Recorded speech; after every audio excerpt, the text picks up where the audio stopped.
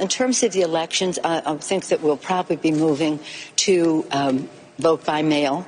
That's why we wanted to have more resources in this third bill that just was signed by the president to get those resources to the states to facilitate the reality of life. That we are going to have more vote by mail, and would hope that we would have also some funding, which was rejected, for the Postal Service, which will implement the vote by mail, as well as implementing right now, getting equipment to where it needs to be. Ignore them, make a plan to vote, do so to vote early so that we will have an outcome that is clear.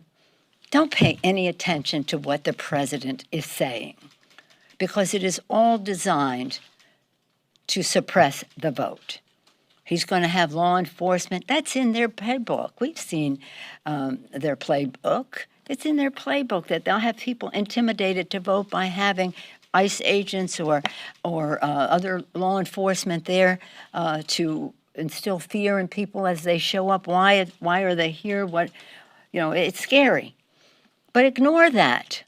It's a suppress the vote tactic, as is the suppressing of the ability of the postal system to deliver on its responsibility. I want to bring up another subject that the president brought up this morning, which is very scary, and everybody should take note of it. The Food and Drug Administration, the FDA, has a responsibility to approve drugs with their judging on their safety and their efficacy, not by a declaration from the White House about speed and politicizing the FDA. This was a very dangerous statement on the part of the president.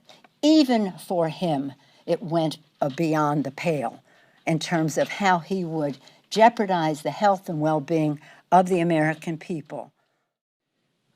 But we are ready.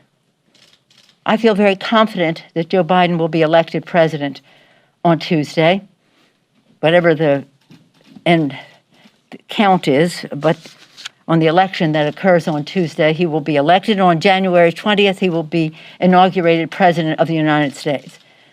So while we don't want to be overconfident or assume anything, we have to be ready for how we are going to go down a different path. We've come to a fork in the road when it comes to the coronavirus. A real testimony to the need for protecting our democracy that we put forth yesterday. But that a president of the United States would place in doubt the idea of the peaceful transfer of power is, it's no surprise, again, because the president has been contemptible of science and governance.